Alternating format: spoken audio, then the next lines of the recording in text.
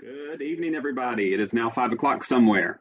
Hope everybody's having a good day today. My name is Adam East. I am a financial review specialist with Moose International, and I am joined today by the lovely Maureen, who is the training or director of training for Moose International.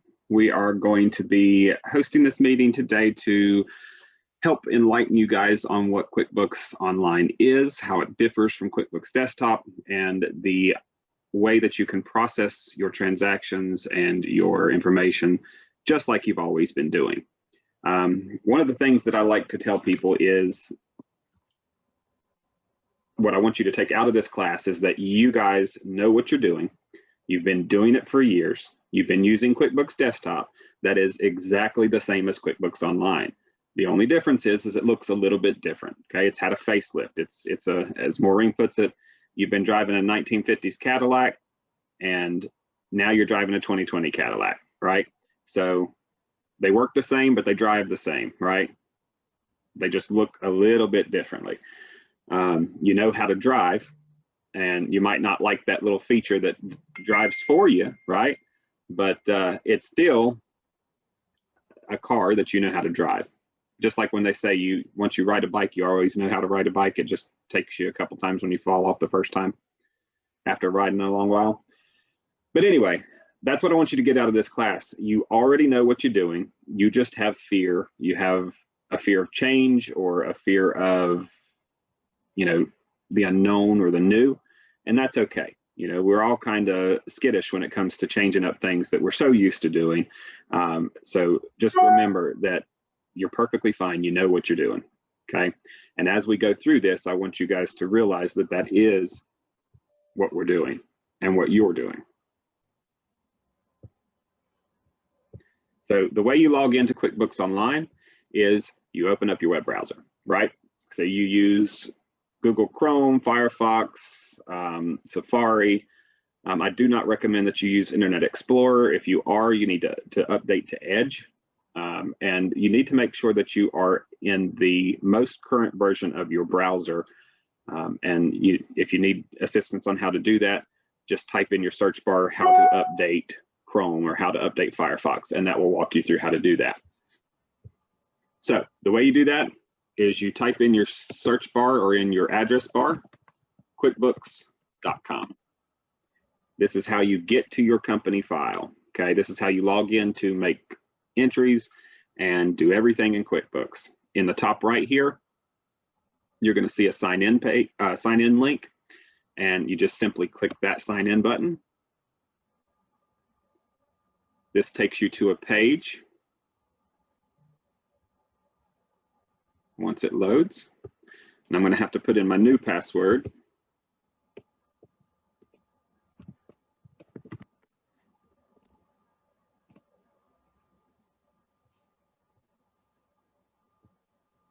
And then it takes you to your company file. Now, you shouldn't have to choose anything when you go to your company file. I do because I have access to 2 different accounts, right? So I'm going to choose the account that I want to log into. And then this takes me to my dashboard. If anybody notices, this is the Jefferson Moose Lodge number 999, right? It's everything that we've always used in 2Hot. It's the same company file. It's just uploaded to QuickBooks Online, just like yours will be when you get that through. So when you first log in, you will see the dashboard. And this dashboard is a little bit different than my previous classes because Intuit has updated a few things. So you do have some shortcuts that they've added. You can add customers, add estimate, invoice, receive payment, add receipt, add bill, pay bill, and run payroll directly from your dashboard. You can also turn these shortcuts off if you don't want them, but I mean, they're shortcuts. They're to help, right? So on your dashboard, you have a few things, and we're going to go over to the business view because this is what we want to be under most of the time, right? So there's a Get Things Done tab and there's a Business Overview tab. The Business Overview is the one that we normally land on, right? And this is what we want to see when we log in. And I'm going to go up here real fast to Settings, and I'm going to show you something that you guys would want to turn on. If you go to the gear icon and go to QuickBooks Labs, this is going to give you the option to turn on the cash flow dashboard widget, which is right here. Okay, you want to turn that on because that is a very useful tool. If you see here, here's a sample that we have, and this cash flow widget tells you how much money came in and how much money went out of your lodge or chapter within the last year, right? So right now we have January to February.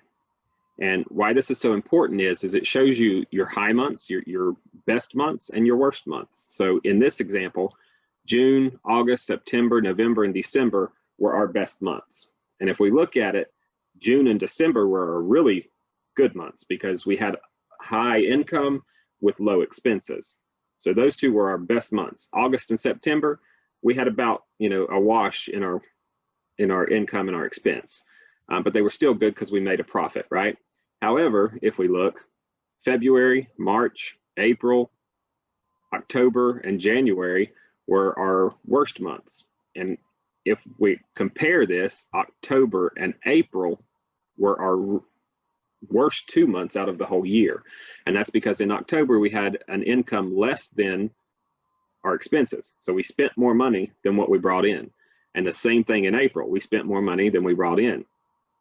Okay, so this gives you a quick overview of how your lodge and how your chapter and how your Moose Legion is doing.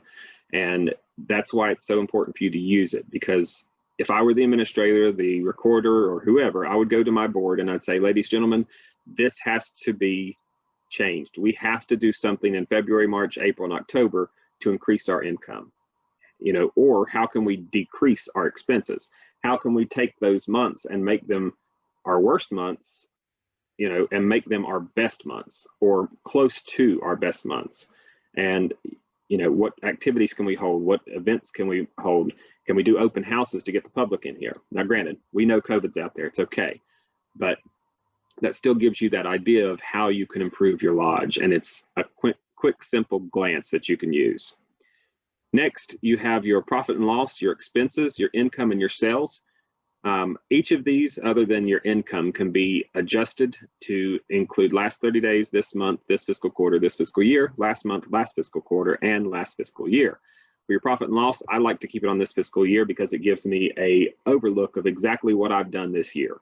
Okay, so I can see that this lodge has made $39,475 this year. Okay, so we know we're in the good, and we've only spent $9,208. Now, too bad this is a fictitious lodge, but still, it's, it shows you directly what you've made this fiscal year and how you can adjust it. If that number was low or a negative, again, go to your board and say, hey, we need to fix this. You can also choose your expenses, which also you can change to the dates that you like. I like to keep it on this fiscal quarter. Your income is the last 365 days, and your sales is the last 30 days is what I keep it on. Again, these are your preferences. You can set them how you wish. Over here, we have a bank account tab, which is the same thing that you guys are used to. It's in QuickBooks Desktop. It's that little box that sits at the top right and shows you your accounts and the balances. Now, in QuickBooks Online, it only shows the parent accounts, but once you connect your bank accounts, those accounts will also show on this box. You can go to register here. So if you want to look at the register of any account, you simply click this link and you choose the account that you want to view the register for. And then as you can see, we chose the 1,000 cash account. We can click here to go to our general checking. We can go to any one of our accounts here to view the register. We scroll down, we see that this column right here, see how they're blank? That means that they have not cleared, they have not been reconciled. They're just transactions that have been entered. If they're cleared, they show a C. If they're reconciled, they show an R. Okay, now there's something different with this. Once you connect your bank accounts, this little icon right here, this dual screen looking thing, I don't know what it's called, that shows you whether or not that transaction was brought in from your bank feed. If it's a green one of these icons, it indicates that it was matched or added via your bank feed. If you look, it says it right there, indicates whether a transaction was added or matched in the account bank feed. Now, we will be covering the bank feed in our advanced course tomorrow. So if you guys want to attend that, please do. So we can view our register here and go back to our chart of account, or excuse me, we don't want to go back to the chart of accounts. We want to go to our dashboard. And we do want to continue without saving because I made an edit. I reconciled that transaction, right? So I don't want to do that. If I wanted to connect my bank accounts, I could go to the dashboard here and click Connect Accounts. And that would bring me to the screen that would allow me to connect to my bank account. All you do is enter the name of your bank. So we'll just use Southern, and I can choose from the list. If this is not showing the bank that I need, I can just type in the URL, the web address to my bank, and it will pull up the exact bank that I want. We're not going to go through that today. That will be covered more in detail tomorrow. So if you have questions on that, please join us tomorrow at 7 p.m. So that's it for the dashboard, other than one thing. There's a privacy button up here at the top right. If somebody walks in that should not have access to your books, such as, let's say, ladies, if a man comes into your office and they're not supposed to see your books, right? And you're on this dashboard page, you can click the privacy button, and it hides all of the privacy or all of the financial information from the screen. Once they leave, you can click that button again, and it pops back up, right? So that's just something that I like to share because it's cool to click on and off. Next, there are 3 sections in QuickBooks Online that you guys have to worry about. One of them you're going to use 90% of the time, right? The other 2 you're going to use 5% of the time. So one is you're going to focus most of your attention on. The other 2 are, every so often. And the first section we're going to cover is the one, of course, that you're going to use the most of. And that is this Add New button up here, okay? It's in the top left-hand corner of your screen. And if you look, it has an addition symbol plus the word new, which means add new, okay? So when you click it, you should be thinking, add new what? What am I adding new? So if we click it, we have a list of options here, okay? We have 4 columns. The first column has to do with income, okay? And that income includes your sales receipts and your refund receipts. If you're going to continue to use sales receipts, you can enter the sales receipt from here. So you would click Add New, Sales Receipt. That would bring up your sales receipt screen. Say that 3 times fast. And here's where you can enter your information for your sales receipt. Now, I'm not going to cover this because we have removed the need to complete sales receipts, but you would just enter your customer here, your sales receipt date. Now, granted, let me point out, when I say remove the ability or remove the need to create sales receipts, those are the receipts in QuickBooks Online. Those handwritten receipts that you have, the house committee receipts, always have to be written, okay? Those are mandatory and must be done for all income that is received by a recorder or an administrator, okay? So those, while they're called sales receipts too, they're not what I'm talking about. I'm talking about the sales receipt in QuickBooks Online, okay? So I'm just going to run through a quick thing here. We're going to choose 2430, and I'm going to go back up here and change this customer from due, since we're going to do a social quarters receipt. Put in $500. I'm going to choose my 4235, which is my liquor sales. Put in my $1,000, and then I'm going to choose my 4255 and put in my $500. And for those that don't know, you have to enter your credit cards as a negative here. So you would enter your 2040 account and subtract the credit cards, which I don't have that set up in this fictitious account, so I can't really go through it, but you would enter your 1040 account and then enter your credit cards as a negative, and it's going to ask me to set up this item, and I'm not going to do that. You would save and close that, and I'm going to actually save and close it so I can show you where that goes. And now I've completed my sales receipt, right? Same thing that you guys are used to. Everybody's done a sales receipt. You've done it 1,511 times, and you already know how to do it, right? Just looks a little bit different. So if we want to deposit that sales receipt, we do the same thing that we would do in QuickBooks Desktop. we would go to deposits, right? So we find that under add new, and over here in the fourth column, why they put it over in the fourth column, I have no idea, but that's what Intuit did. You would go to other bank deposits. You go to add new bank deposit. And what that does is it brings up your bank deposit screen. And from here, you can add your sales receipts that you've entered if you want to continue using them. So if you notice, here's the one we just did for 1/19/2021. It's for $2,000. If I wanted to deposit that, I just simply check it off, hit save and close, and it was just posted to my 1005 account. Now, if I go back, let's say that I messed something up. Let's say that up here, I noticed that it was not my 1005 account that was selected, it was my 1006, right? I just messed that up. How do I fix it? It's very easy to fix, just like in QuickBooks Desktop. Right here in the top left-hand corner, you'll see this icon. I call it the clock icon. You'll see it under bills. You'll see it under bill payments. You'll see it under sales receipts. You'll see it under bank deposits. On most of the screens that you post a transaction for, there's this clock icon, right? If you click it, it has all of your most recent deposits. And if you scroll down, you can click view more and show all of the deposits that you've ever made, right? You can filter those however you want. Now, we just know that this 2000 is the one we're looking at, right? That's the one I messed up on. So what I want to do is I want to pull it up.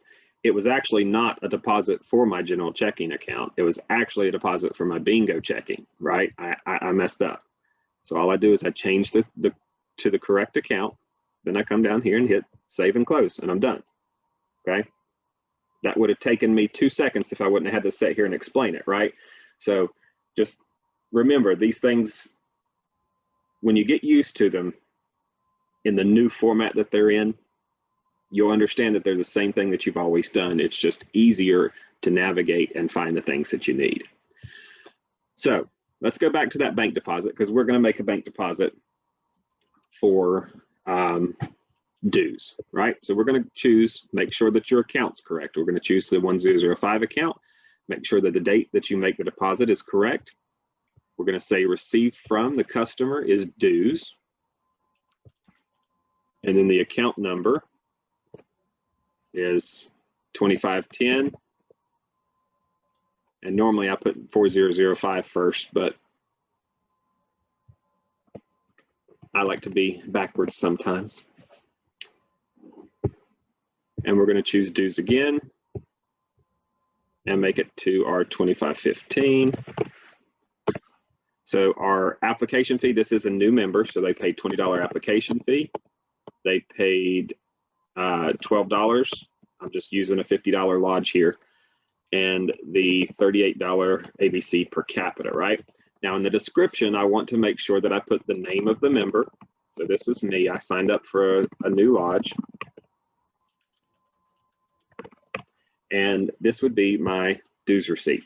So I would then make that deposit, and that would be how I deposit that money into my account.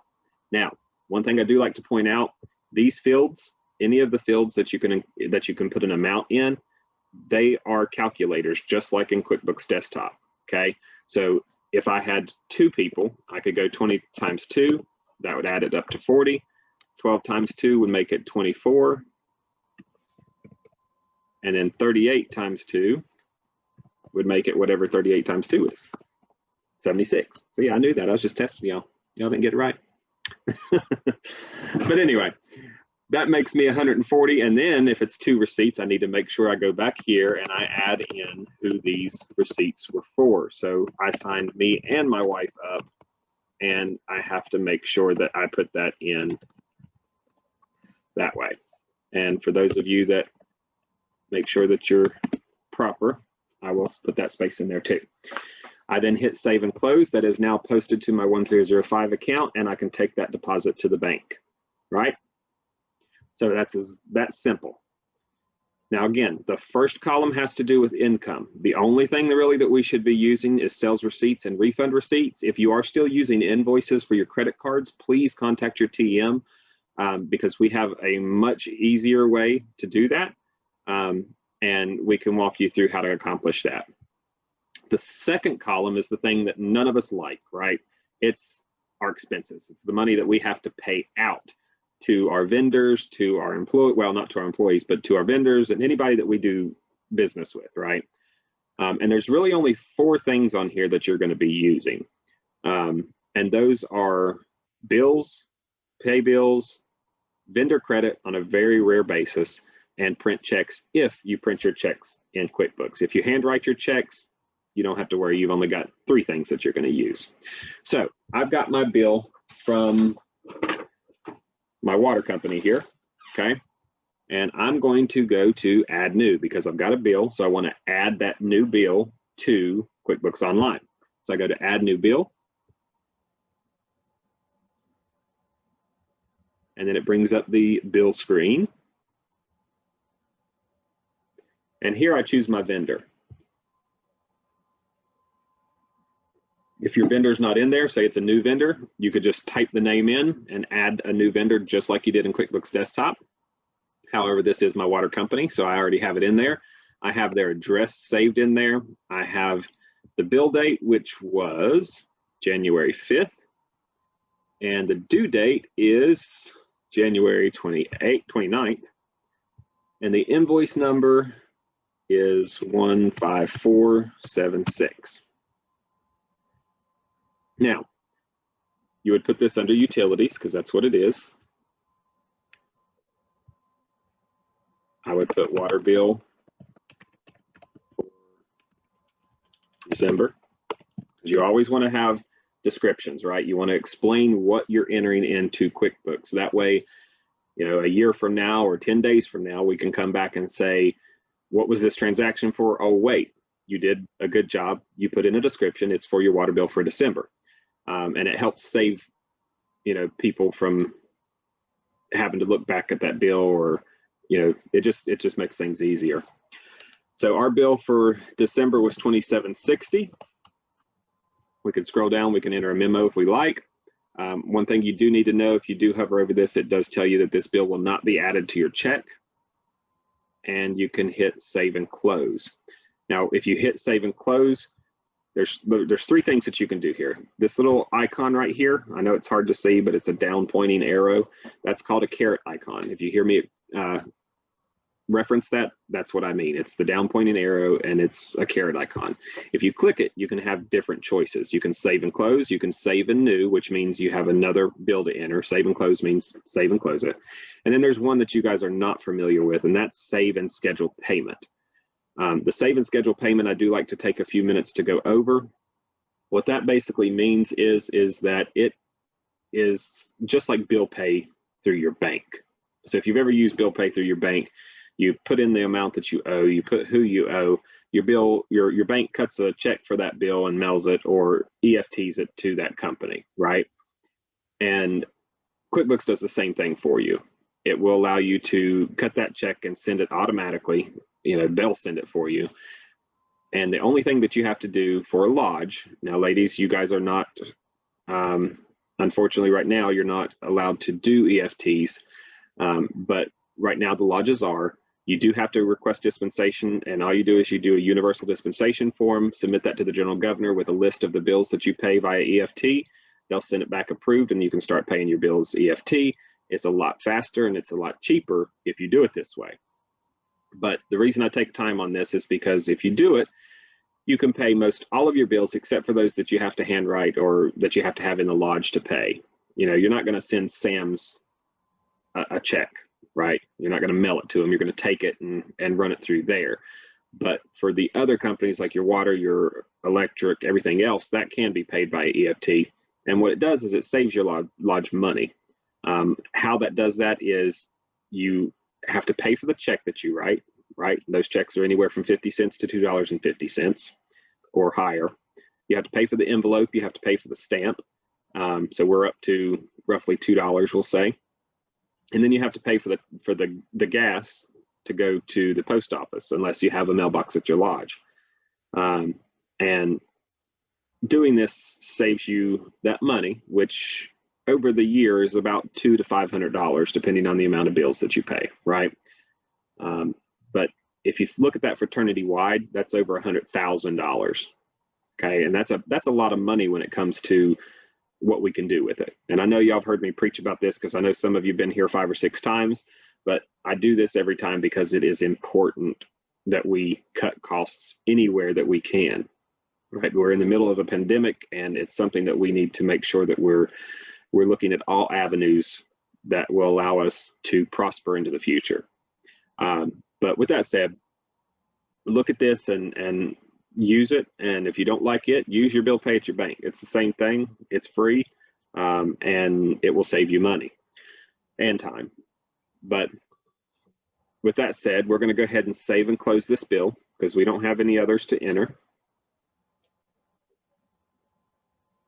Now, if you notice, it says bill number 15476 is saved. So how do we pay that bill? Now, once we've entered it, we have to pay it, right?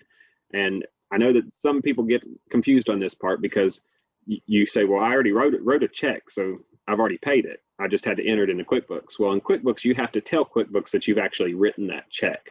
So the way you do that is you go into add new, okay?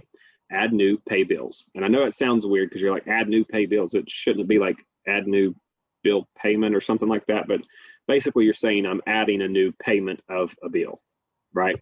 So add new, pay bills. And when we do that, we show that we have two bills out there that need to be paid. One of them is for AEP, which is the power company. And it was actually due on 12/12/2020, so it's actually late. So we need to go ahead and pay that one today while we're doing it. We also have this water company, which we just created, and we're going to pay it too. We're going to make sure that the account that we're paying from, so if you notice, our gaming checking is selected here. We don't want to pay it out of our gaming checking. We want to pay it out of our general checking.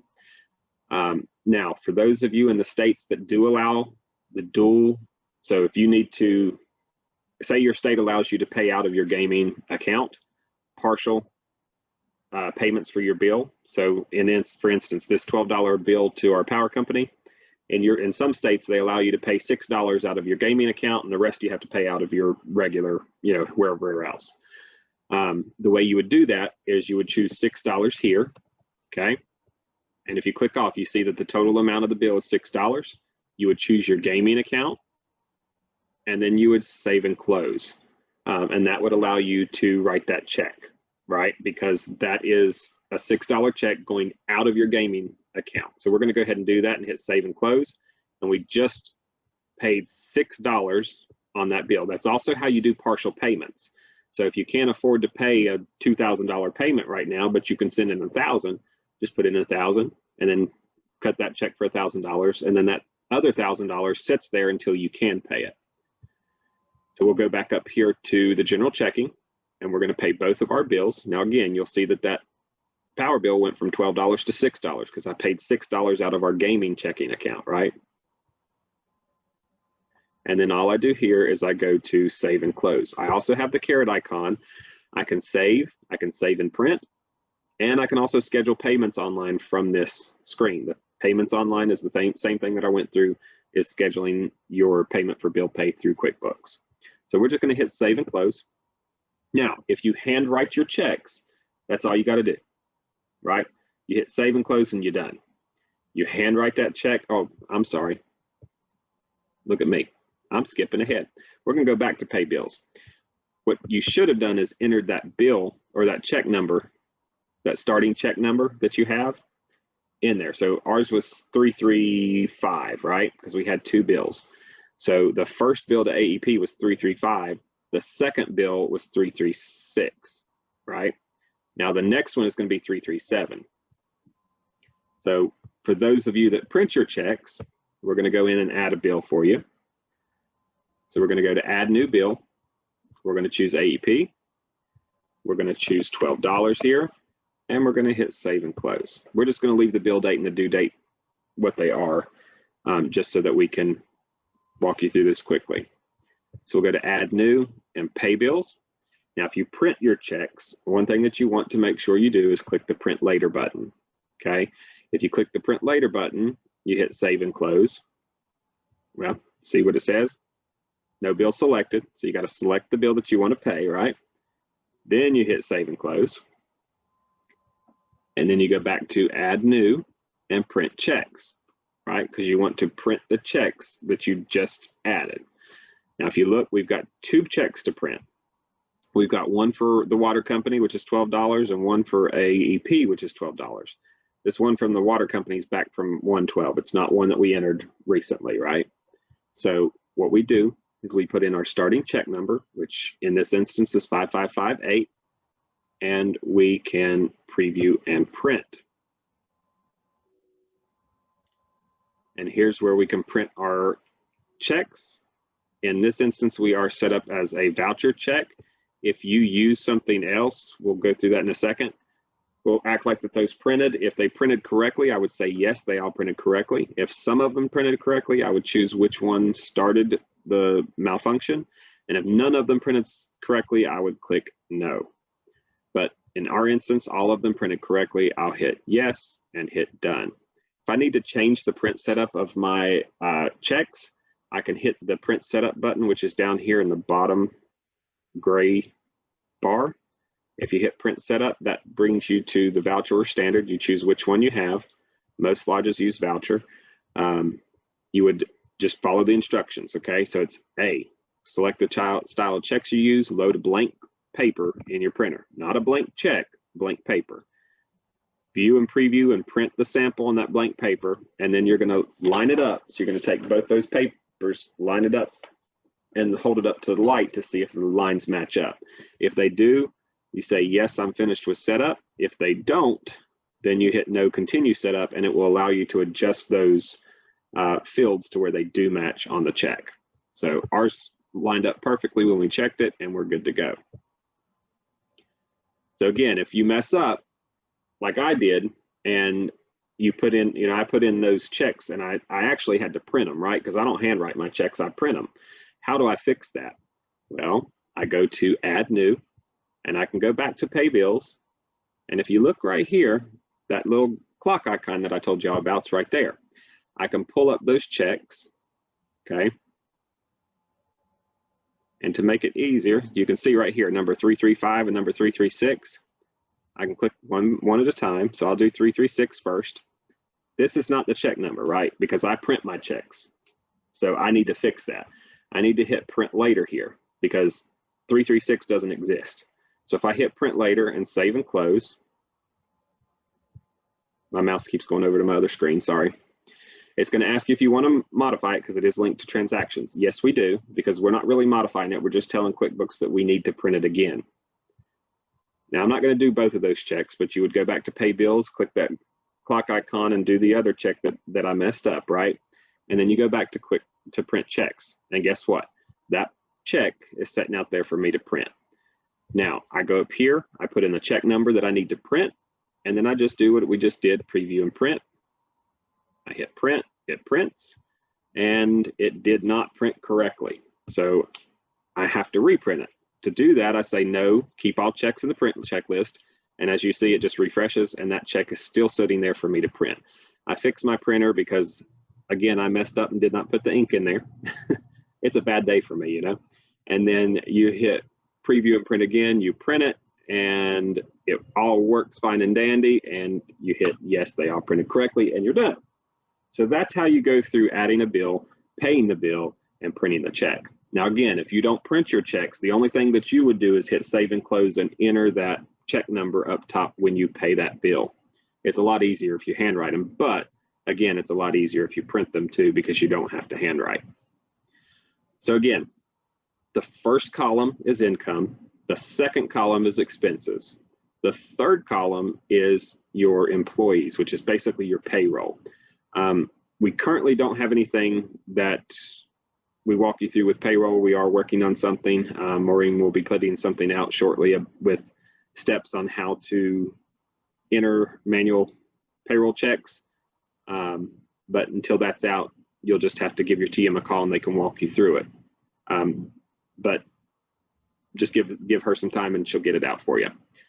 She's very busy right now, as are we all. Again, the fourth column here is, we've already went over to bank deposit, right?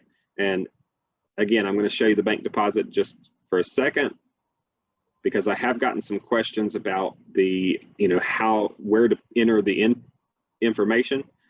there's only one place that you can enter information on the bank deposit.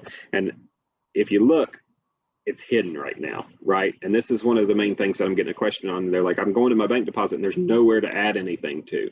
All I have is memo, cash goes back to, or cash back goes to. That's because I do this all the time. I accidentally click this line because they've got it to where you can click anywhere on this line and that hides those fields. So if you look, it says add funds to this deposit. If you click that, that drops that down, okay? So if you have that issue, just unhide it there and you'll be able to enter your information here, okay? Again, if we have a bank deposit that we need to look up, we can go here, scroll down and look at view more. And that brings up the list of all the deposits that we have made, and we can filter them from whatever day that we need them to do. Next, we were going to cover the add new journal entry. Normally, I would ask people, what's the only thing that you should make a journal entry for in QuickBooks Online or QuickBooks Desktop? And I'll go ahead and answer that since you guys are muted. But the only thing, and please hear how I stress that, the only thing that you guys should make journal entries for in QuickBooks is inventory, okay? You should not be making journal entries for anything else whatsoever. Those are only made by the direction of Moose International, your TM, and your CAC or CA, whatever the new name's going to be. You'll have to forgive me, I don't know it. Chapter analyst, help me out, Maureen.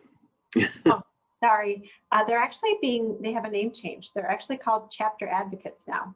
You need to check with your chapter advocate and they will be able to assist you with the journal entry too. But again, those really shouldn't be done unless Moose International approves them because they are kind of red flags and they allow you to do things that you really shouldn't be doing in QuickBooks.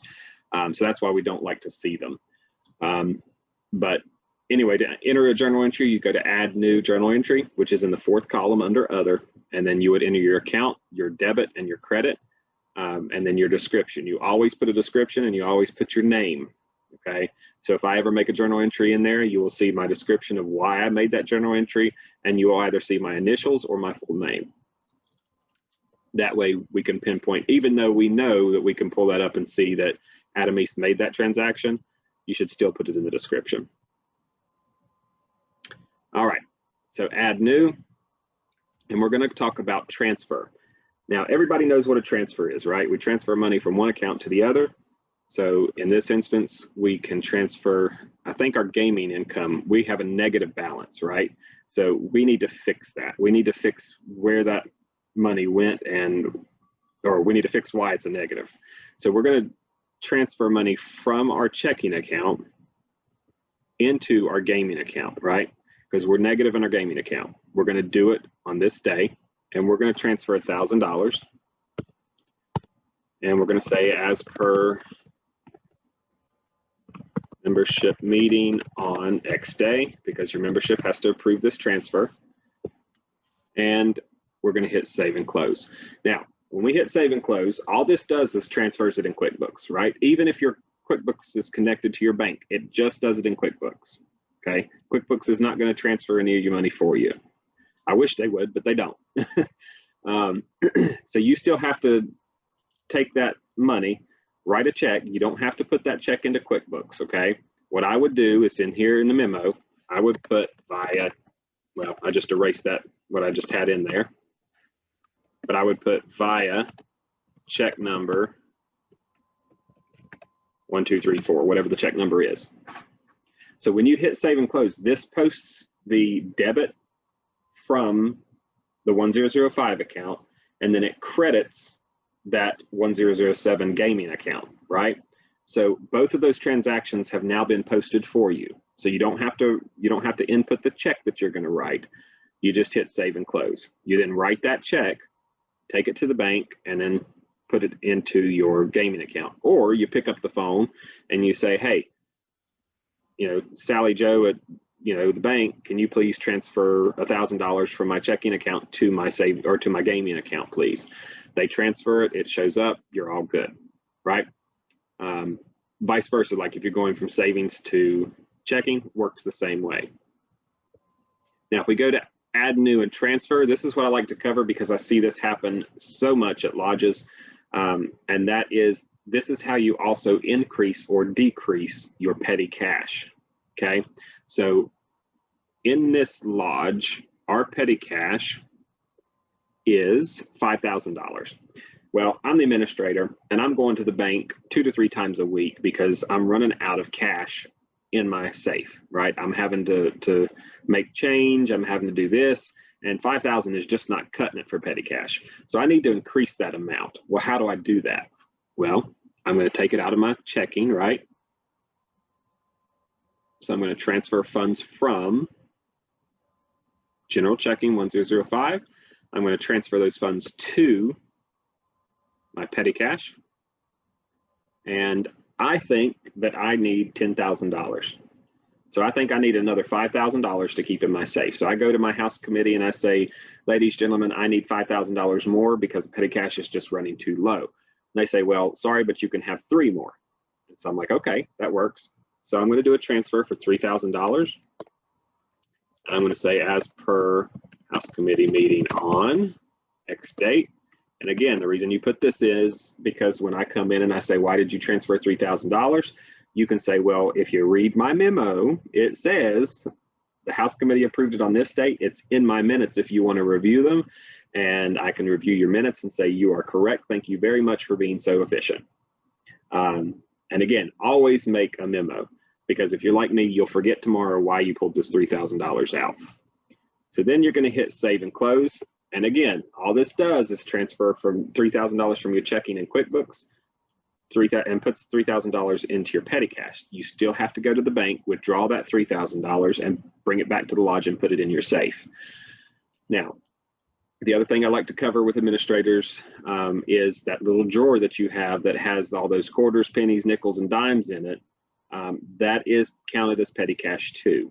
Okay, so if you have that money and it's not included in your petty cash, you either need to include it in your petty cash or you need to deposit it.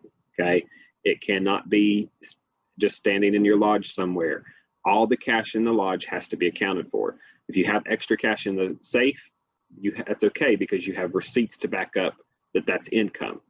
But if you have $500 listed as petty cash, but you have $5,000 in your safe that's actually your petty cash, then that's where the IRS has an issue, because you have one thing recorded, but you have another that's not recorded. So they're going to say that that $4,500 is a slush fund, when you know it's not. You're using it for the lodge purposes. It's just you forgot to record it. So you got to make sure that that money, and then yes, they will bust you for a little tray full of quarters or nickels and dimes. So that's why we want to make sure that that is included in your petty cash as well. So that is the add new feature. Okay, so again, first column is income, sales receipts and refund receipts. Second column is adding bills, paying bills, printing checks, and on the very, very rare occasion, giving a vendor credit. The third column is your employees and your payroll. And the fourth column, the only things that you should be using are your bank deposits, transfers, and journal entries. Journal entries are only for, y'all go ahead and mouth it to make me happy. Thank you. I see you over there. That is correct. Inventory is only, or excuse me, journal entries are only used for inventory. So that covers the add new feature. Okay, that is where you will spend 90% of the time in QuickBooks.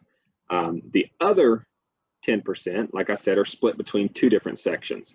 And the other 5% is right up here in the top right-hand corner, which is what we call the gear icon. Okay, if you hear us talk about the baby gear icon, so this is the gear icon. The baby gear icon is this little tiny one down here, right? So this is the mama, this is the baby. And this is just the settings for the different things that you're on. So if you ever hear me, you call me and you say, hey, how can I do this? And I say, well, click the baby gear icon. And you're like, the who? This is what I'm talking about. And this is where you can find your settings. One thing I will tell you, when you go into your chart of accounts, click the baby gear icon and change this row number, because I think it's like 50 or 150 or something like that. Change it to the highest number, so it shows all of your chart of accounts on one page instead of having to flip through 1,211 pages to see the chart of accounts. And that's where you'd find that. You can also choose the columns and stuff, and you can show more if you want to choose other columns. But The gear icons, where you're going to choose or stay 5% of your time. Your accounts and settings, we really ask that you do not mess with these, other than you can change the logo. Like if I set you up, I put you as a, if I migrated your lodge, I put in a One Moose logo, and that's just me. But if you wanted to put your picture in there, that's fine with me. It doesn't really matter, but it's, that's what I use, as the One Moose logo. Everything else, we ask that you leave the same, unless your address changes. So let's say you get a PO box, you would change the company address to that PO box, and you would just enter it here and then fill it out. If your street address changes, then of course your customer facing address, that's the address that faces your company. So what address do they come to when they go? So if your street address changes, I just had a lodge that a new road came in, and the state issued them a new address to that new road. So even though the building didn't move, their address did. So they had to come in and edit that in here, but you also have to enter that in LCL Web too. So make sure that you update it in both places. The advanced section is also where we've already set some stuff up. We ask that you please do not change any of these settings. They are set up how we want them and how they should be for your lodge, for your chapter, and for your Moose Legion. If you change them, it can mess some things up in QuickBooks, nothing that we can't fix. But again, just look if you want to, but don't touch, because you don't want to break it and have to buy it, as my wife says. The next thing is the Manage User section. This is where you can add a user to your QuickBooks. So chapters, for instance, currently we do not have access to your QuickBooks file, okay? So say you were to call me and say, hey, I've got this issue, I need you to look into it. I'll say, okay, I can meet you at this time and we can discuss it over the phone, but I need you to invite me to your QuickBooks file. This is how you would do it, right? So the first one is always going to be Moose International. So we're always going to be the first option in your list. The second one is always going to be your administrator or your recorder. So in this instance, for Jefferson Moose Lodge, I am the administrator of this lodge. Okay, so that would be me. The third one would be my office assistant, if I had one, right? I would enter his or her information in there and include it. Now, I will tell you that if you invite me, I want you to invite me as an accountant, okay? Because I can use the accountant tools to make things so much easier on me. But to add a user, so let's say that I'm the administrator and I want Rosa to be my office assistant. And I'm like, okay, Rosa, I'm going to add you here. I'm going to click Add User. I'm going to make you a company admin, because you should have all the rights and access. I'm going to hit Next. And then QuickBooks is going to say, hey, excuse me, I don't know who you is, so I need you to prove you is who you say you is, right? So it's going to ask to send me a code, my phone number, or to verify my account a different way, which is basically sending me an email. Well, I like stuff quick, fast, and in a hurry. So I get my phone out here. QuickBooks sends me a thing. It's 195686. Y'all can take that down, but it doesn't matter because it changes every time. You hit Continue. And then I can say Rosa and put that in, and then I can say that her email address is this, which is not, so don't take it down. I'm just making stuff up, and I can hit Save. Now, once I hit Save, that's going to send Rosa that email that you guys got, right? The same email that you got from us that says, hey, we're inviting you to a company file. It's going to have that Let's Go link in there, and then they're going to accept that by clicking that Let's Go link. If you have multiple email addresses, it's going to ask you to choose which email or account you want to use. Just click on the account that you want to use. It'll take you to the login screen. You log into your account, and you now have access to that QuickBooks file. I'm sorry, Rosa, but I'm not going to invite you to this because I've messed it up enough. And you wouldn't be able to fix it for me. So, like I said, if you can have 3 users, so if you have 3 users, I can only add one more person as a user to my account, right? And accounting firms, again, Moose International is always going to be an accountant on your account.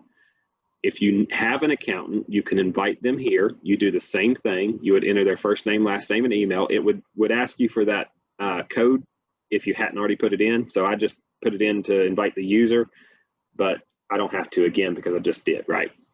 But this is where I want you to put me in. So if you ever invite me to your chapter, you would say Adam East, you would put my email address in, and then you would hit save. And then that would send me that invite so that I could log into your chapter and assist you. And that's the Manage Users feature. Next, under the gear icon, you can also access your chart of accounts. So if you click chart of accounts, again, here's that little baby gear icon over here on the right, like I was talking about, and you want to change this to that 300. Now, of course, I've already done it because I can't stand only seeing 50 accounts per page, but you would just change this, select the highest number, and you're done. You scroll down. I will let you know that you will see some accounts in here that are not our accounts. That's okay. Those are accounts that QuickBooks puts in that we cannot remove. They're required by QuickBooks Online. So just don't post to them. The easiest way to know not to post to them is if you look, there's no number over here, right? So if there's no number, no use is what I say. So you can scroll down here and you can see your accounts. I only have one page because I only have 213 accounts. And you can adjust them by coming over here to the right, clicking the caret icon and hitting edit. If you want to make them inactive, you just say make inactive. If you edit them, you can see here that it's an income account, service fee income, social quarter sales 4225. And if you want to make it a sub account, then you can, which that should be a sub account. Oh, I selected the parent account, so it should not be a sub account. And then we're done with that. So under the gear icon again, we have the lists section, and that list is if you continue to use sales receipts, which you don't have to, but if you continue to, you can edit your lists items here. So we used to know them as items, right? In QuickBooks Online, they're now called products and services. So the products and services are items. That's all they are. They're the same thing, just named different. The one thing I do want you to tell you and to make sure that you do is if you make a new item or one of your current items is listed as something other than service. So if you've got a non-inventory item or a bundle item, you need to edit it and make it a service item. So all items should be services. You enter the name, you enter the category, and then you also have to make sure that you choose the income account, which you want to post that item to, okay? So that item should be posted to whatever income account that it's being used for. So in instance, if we were gonna do beer sales, you would post it to the 4230 account. So you'd scroll up, find that here, and you see it's an income account, 4230 beer sales income. Now I'm not gonna create it because we've already got them, but you can also edit yours from here, just like you would there. And again, if it was not a service, you could edit that by clicking the change type and changing it to service. Next, we're going to go to the gear icon again. And all of you that use Memorize Transactions, congratulations, you're doing it right because that saves you time. So if you're not using Memorize Transactions, you need to be because it saves you major time, okay? Now, Memorize Transactions are no longer in QuickBooks Online. They are now called Reoccurring Transactions, and they're the exact same thing as Memorize Transactions. So you can breathe a sigh of relief. They're still here, but you'll find them under lists. They're called Reoccurring Transactions. You click them, they will be pulled over from your old QuickBooks file. So they should be here. And if you notice, we've got some set up here. We've got an unscheduled deposit, which means that deposit will not run unless I tell it to. So I go over here and I click Use. If I click Use, that brings up my deposit screen. I've got my weekly envelope right here. I sold $500 in beer, $500 in liquor, $200 in wine, $1,000 in food, and I hit save and close, and now I have just made a deposit of $2,200 to my bank account in less than 10 seconds. Now, granted, it will take you longer because you're going to have to look between your weekly envelope and the screen, but that gives you an example of why you should use recurring transactions, right? We've also got a reminder here. This is basically a reminder that pops up and tells me when I know that every week on Friday, I come in and I do my books for the Jefferson Moose Lodge 9999. When I come in and I open QuickBooks, QuickBooks is going to flash a reminder that says, woohoo, hey, yoo-hoo, wake up, you need to do this. And whatever that reminder is for, it tells me that's what I need to do, right? So for me, I like it because I forget a lot. Even though I do it every week, I know that this is what I'm supposed to do, but I like that reminder. The next, I've got 3 bills that are set up. And if you notice, they're all scheduled. What does that mean? That means that this is my monthly rent payment. So I set this up because a lodge that I was helping, they had a $1,000 rent payment to their landlord, and they wanted to know how to make it easier on themselves and how they could process it quicker. Okay. Well, I said, well, the way you do that is by using recurring transactions. It's $1,000 every month, right? And he's like, yes. And I was like, well, even if it wasn't, it doesn't matter. You can still make it $1,000 a month. And if it changes one month, maybe he gives you a discount, which is probably never going to happen, but he'll charge you more. Then you can enter that new amount in that bill before you pay it. But basically what this does is on 2/1/2021, every month on the first day of the month, because he's got to pay this by the 10th, every day on the first day of the month, QuickBooks automatically posts this bill in his pay bills section. Okay, it doesn't pay the bill, it doesn't do anything like that, but what it does is it posts it there so that he doesn't have to enter that bill, right? Because he knows that it's going to Buckner. He knows that every month on the 1st, he's going to input that bill to pay. Well, it's already done for him. So when he logs in on the 1st, all he's got to do is click pay bills, and that $1,000 bill will be listed for him to check and hit the print button on to print his check, right? And he said, well, how do I make it even easier? I said, well, that's where you use the schedule and save payment, and you schedule that payment to be shipped out to him automatically, and QuickBooks cuts him a check, and all you got to do is just hit a few buttons. And he's been doing that since we converted him to QuickBooks Online, and he loves it. He does that for most all of his bills that are reoccurring, that is. We've also got this one, which is a $750 insurance bill. It's the same thing. The 1st of the month it posts. You can change the date of when it posts, so it doesn't have to post on the 1st. You can choose the 12th if you want to. It doesn't matter. And we also have, like me, my electric bill is $12 every month.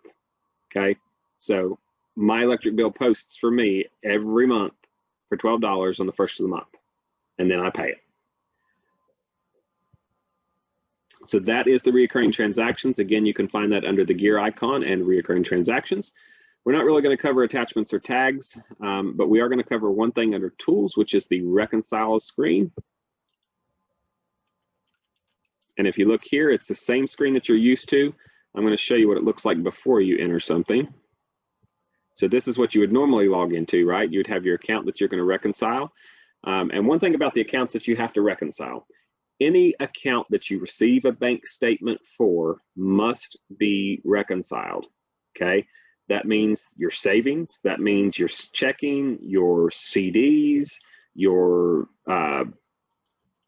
whatever account that you have, brokerage is what I'm trying to think of, that has to be reconciled every time you receive a statement. Okay, so if you receive them monthly, they have to be reconciled monthly. If you receive them quarterly, they have to be reconciled quarterly. CDs are normally yearly, so you have to reconcile those yearly. But you have to make sure that they are reconciled. That also goes for mortgages. At the end of the year, you should be reconciling your mortgage account to make sure that it is correct and that all the payments and interest have been applied to the proper locations. But anyway, you would put in the ending balance for whatever the ending balance was. So in our case, it's $1,000. The ending date would be the date of the bill or the statement, excuse me. And on this example, it's the 31st. Normally it's the 31st, but it can be any day in the month. If we had a service charge, we would enter the date that the charge shows up on our statement. We would enter the charge amount, and we would enter bank fees here in the expense account. If we had interest earned, we would enter the date that the interest was earned, the amount that was earned, and then we would enter the interest income account. Make sure that you are choosing the interest income account and not the interest expense account, because we received money, so that means it's an income. We would hit start reconcile, and I'm going to go back up here to the checking account because I don't want to use that CD because I use it as this example. And I'm going to hit resume reconcile. Now here, it's a little bit different from what you're used to, okay? You guys are used to the side-by-side where you've got the payments on the left, deposits on the right, or vice versa. This splits it up for you a little bit differently. You can choose all to show all of them. You can choose the pill button for payments, and it just shows you payments, or you can choose the deposits pill button, and that shows you just the deposits. If we want to select all, we go to this little circle up in the top, and that selects all. If we want to unselect them, we just select it again, and it unchecks everything. If we want to see all, we can do it that way. And the difference up here is what we're looking for to be 0, right? That's the magic number. We like to see that green. We like to see it checked off. It's 0, we're done. That means we're done reconciling for the month and we don't have to worry about it until next month, right? So if your difference is $0, you can come up here and you'll have a green Finish Now button. If your difference is not $0, you still have a finish button, okay? It's not green, but you still have a finish button. But if you have a difference, you cannot click that Finish Now button, okay? What you're doing there is you're saying that I don't have a balanced account, okay? That means that you're out whatever difference you show, okay? And I don't care if it's a penny, I don't care if it's $100. You have to find that money, okay? One thing I recommend is if you search for 30 minutes or an hour or whatever, and you can't find it, okay? There's a thing in QuickBooks Online that I love, and it's what I call my sanity button. That is this Save for Later button. So I click that Save for Later button, I get up, I go walk away, I have a drink or 5, and I come back and I say, okay, let's try this again. And I try for another 30 minutes. If I don't get it in 30 minutes, I hit that Save for Later button, and then I pick up the phone and call somebody. I'm like, you're gonna have to come and help me because I'm about to smash a computer and I don't wanna do that, right? So use that button. Don't sit there for 4 hours and look for it. But again, you have to find that money, okay? It's got to be reconciled and it's got to be properly reconciled. So don't just force reconcile because you can, but then you're gonna get somebody like me and we're gonna say, why'd you do that? And we don't want to have to say that. We'd rather help you fix it in the first place than have to come back and say, okay, you know, you can't do this. That pretty much covers the gear icon. That provides you the information. Again, the first one is your account settings, manage users, and chart of accounts. You also have your products and services, which again were called items. You have your reoccurring transactions, which were called memorized transactions. And you have reconcile. One other thing I like to cover in this is the feedback button. I actually use this button today.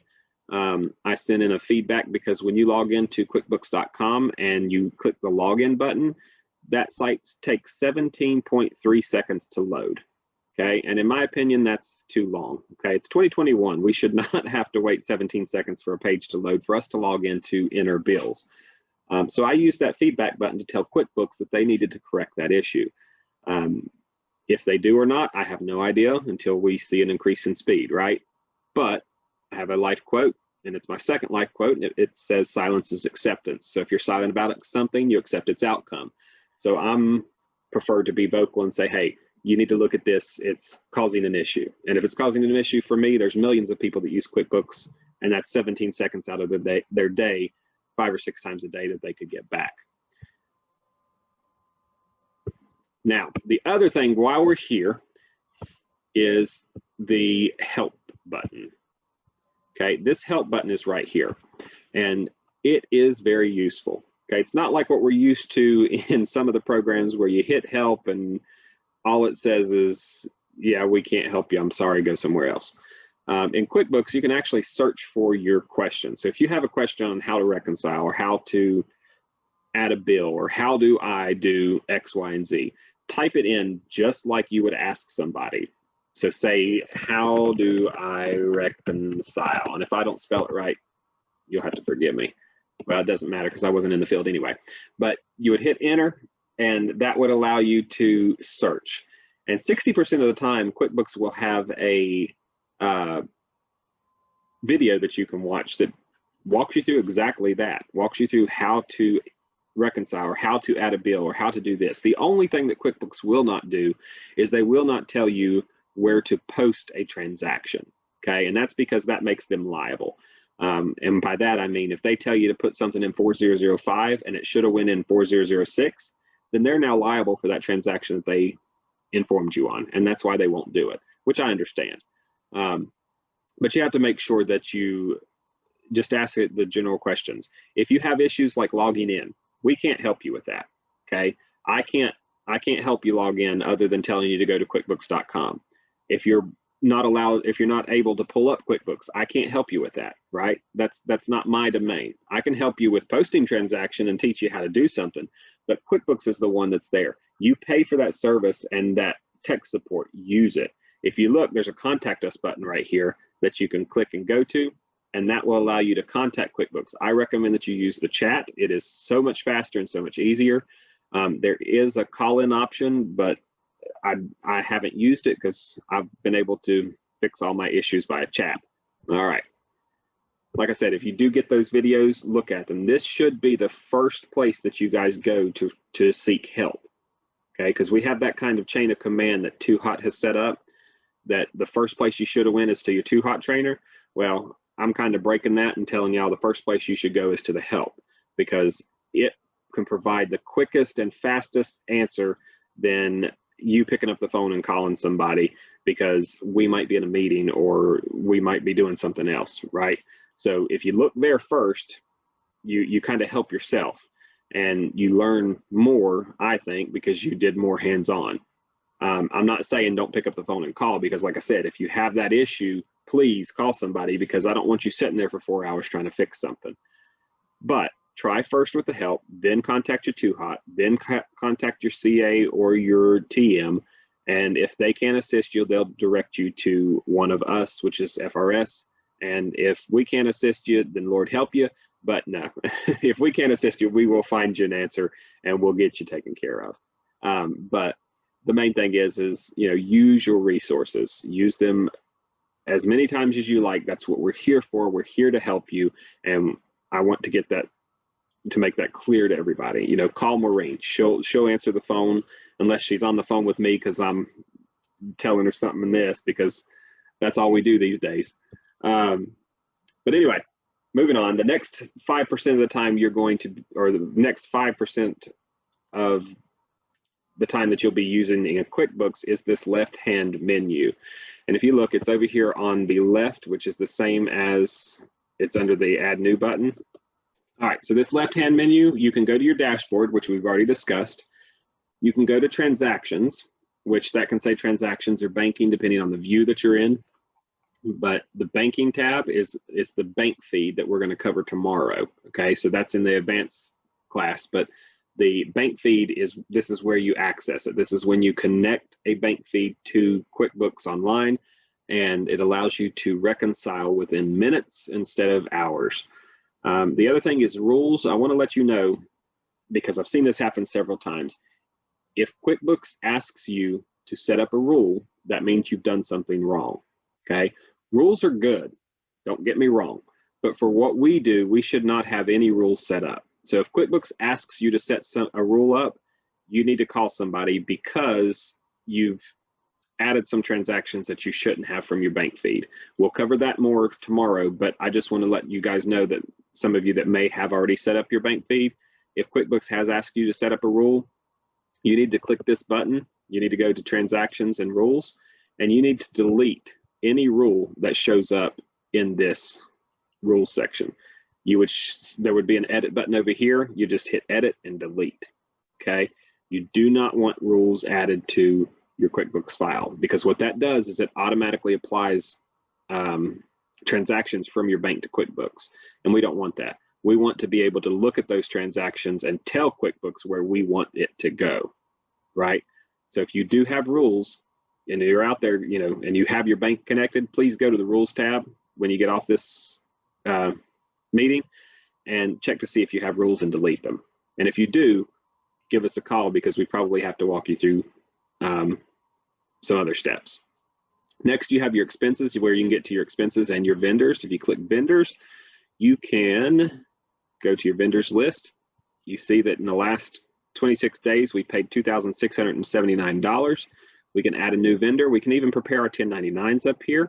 We click the caret icon, we can pay bills and order checks. We click this caret icon, we could even import vendors from a POS or any other service that's allowed.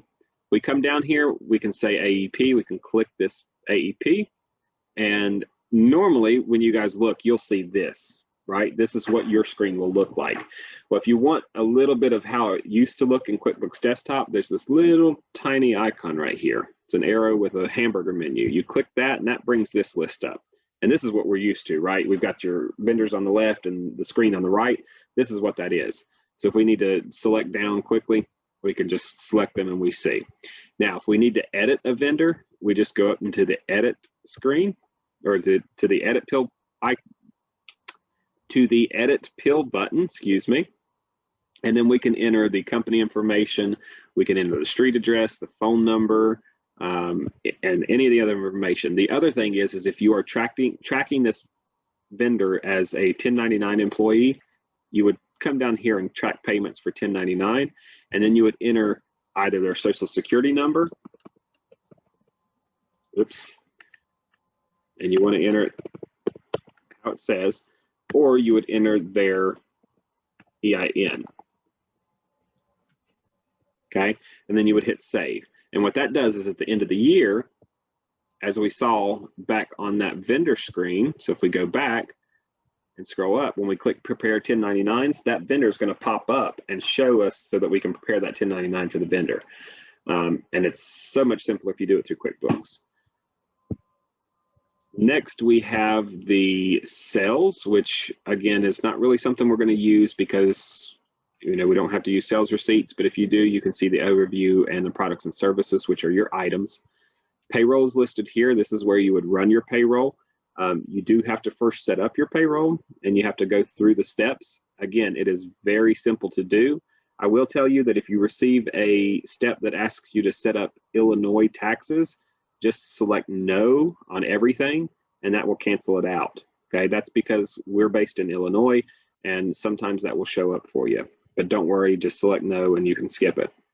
Once you have everything set up, in the top right-hand corner, there should be a run payroll or process payroll, something along that lines. It's a green button that says run payroll or something. You click it and then you can run your payroll. I always do my payroll through this, so I never use the desktop. I have the app downloaded and I can just, takes me 2 minutes to run the payroll for my employees. And it's just simpler, but that's me. Next, you have reports. If you go under reports, you can print out your balance sheet, your profit and loss, your vendor payments, your bills, your outstanding bills, or the bills that you've paid for the month. All of the reports that you used to print in QuickBooks are there, plus some, okay? So if you used to print out a report, ladies, I will say that the Women of the Moose, I know that you guys use classes often. Those are not part of QuickBooks Online. So you will not be able to print your class reports from this because you don't have access to classes. I know that Maureen's working with Barb on how they're going, or Barb's working on it, I don't know, on how they're going to adjust that moving forward. And they will have, I'm sure, official communications coming out and trainings on how they want to move forward with that.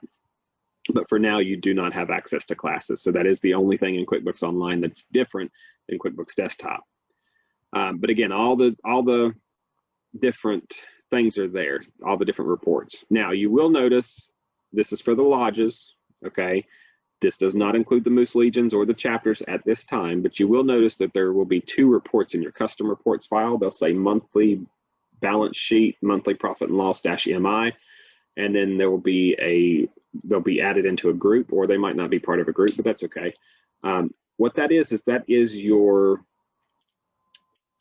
transmits, okay? So that's the monthly transmits that you used to do.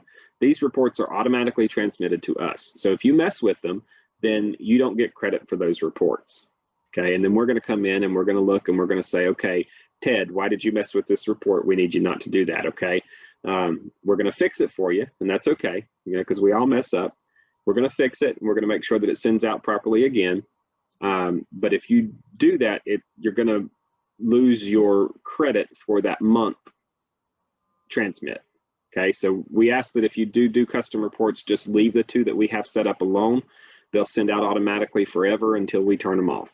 Okay, I just like to bring that up in case there's a question as to why there's custom reports.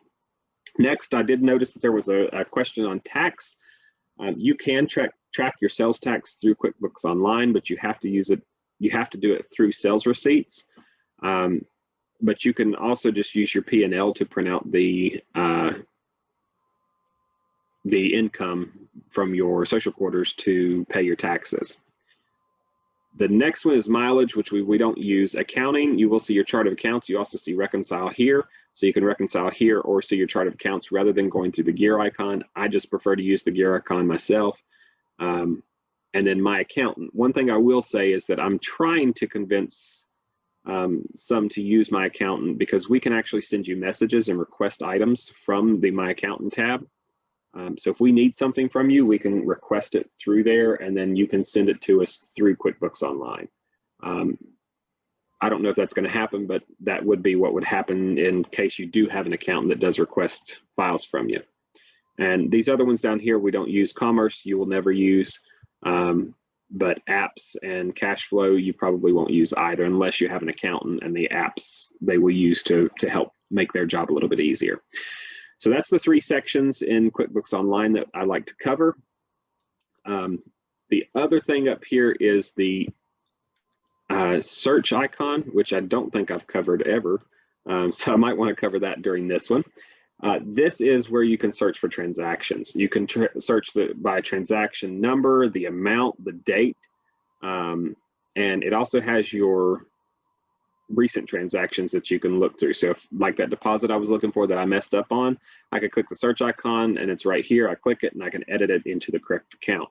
I can also come down here and do an advanced search, which means I can actually adjust it to where it has the information that I want. So I want to search deposits, or I want to search just bills or bill payments. And I want it to contain or equal, and I can say, who did I receive it from? So it's a dues search, okay? So ladies, this is for you guys. So if you're looking for a member that paid dues, right, you would put in the dues, and then you could search. You could also add a filter, okay?